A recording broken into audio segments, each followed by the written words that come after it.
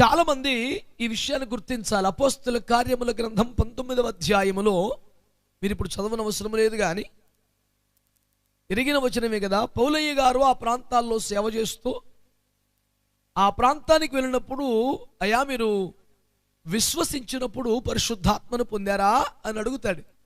అయ్యో మాకేమి తెలియదండి అని ఆ సంఘం చెప్పారు. అలాగైతే బాప్తిస్మం ఎలా పొందారు మీరు అంటూ కోప్పడి, వాళ్ళు ఆల్రెడీ మారు మనసు పొందే బాప్తిస్మాన్ని పొందినా, ముంచడ బాప్తిస్మమే పొందినా, పరిశుద్ధాత్మను గురించిన కనీసపు అవగాహన లేకుండా పొందినందుకు వారు పొందిన బాప్తిస్మం చెల్లదని తేల్చి పౌలు వారికి మరలా బాప్తిస్మం ఇవ్వడం ఆశ్చర్యం కలిగించడం వల్ల. నీళ్ళలో ముంచిన బాప్తిస్మం అది. మారు మనసు విషయమై గద్దింపబడి పొందిన బాప్తిస్మం అది. Even then it was not in the count. లెక్కలోనికి రాలేదండి.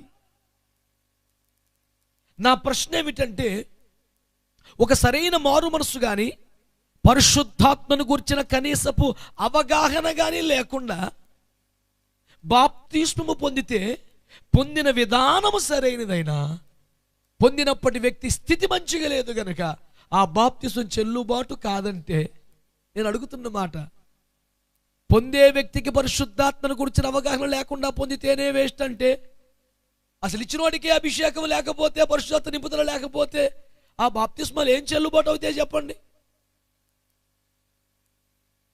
మీ మౌనం వెనక ఉన్నటువంటి సందేహాలు నివృత్తి చేస్తూ ఒక ప్రశ్న అడుగుతాను. బాప్తిస్మం ఇచ్చే వ్యక్తి బాప్తిస్మం పుచ్చుకునే వ్యక్తి కన్నా మెరుగైన యోగ్యతలో ఉండాలా అక్కర్లేదా? అరే అది మినిమం కదా.